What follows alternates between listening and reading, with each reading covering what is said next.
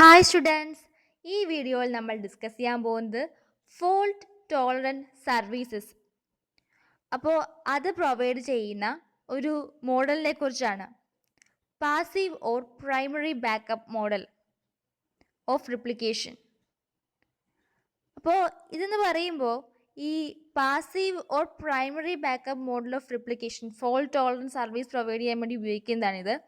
അപ്പം ഇതെന്ന് പറയുമ്പം ഇവിടെ ഒരു സിംഗിൾ പ്രൈമറി റിപ്ലിക്ക മാനേജർ ഉണ്ടാവുകയുള്ളൂ.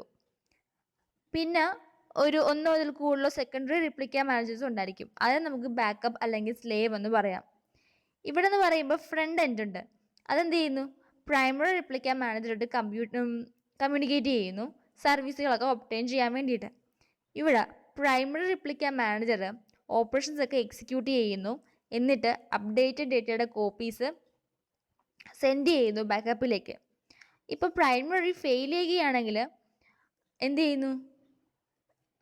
ആ ബാക്കപ്പ് നമ്മൾ കൊടുത്തിരിക്കുന്ന കുറേ ബാക്കപ്പ് നമ്മൾ കൊടുത്തിട്ടില്ലേ, അതിൽ ഏതെങ്കിലും ഒരു ബാക്കപ്പിനെ പ്രൊമോട്ട് ചെയ്ത് അത് പ്രൈമറി ആയിട്ട് ആക്ട് ചെയ്യാൻ വേണ്ടി കൊടുക്കുന്നു. അപ്പോൾ കുറേ സീക്വൻസ് ഓഫ് ഇവൻറ്റ്സ് ഉണ്ട്. ഒരു ക്ലയൻറ്റ് ഒരു ഓപ്പറേഷൻ റിക്വസ്റ്റ് ചെയ്യുമ്പോൾ പെർഫോം ചെയ്യുന്ന അവ എന്തൊക്കെയാണെന്ന് നമുക്ക് നോക്കാം അല്ലേ.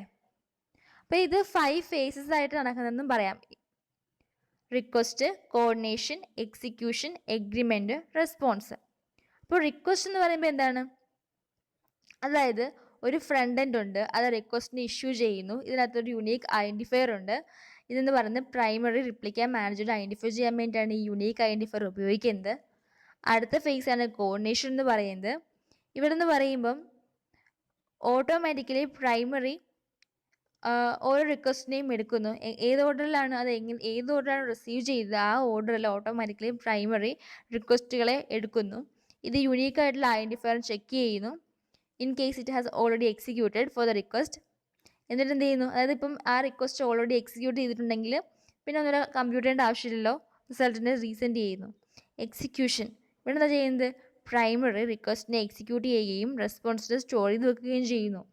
എഗ്രിമെൻറ്റ് ഇവിടെ നിന്ന് പറയുമ്പം ഇവിടെ ഒരു റിക്വസ്റ്റിനെ അപ്ഡേറ്റ് ചെയ്യുന്നു. എന്നിട്ട് പ്രൈമറി ഈ അപ്ഡേറ്റഡ് സ്റ്റേറ്റ്സിനെ സെൻഡ് ചെയ്യുന്നു.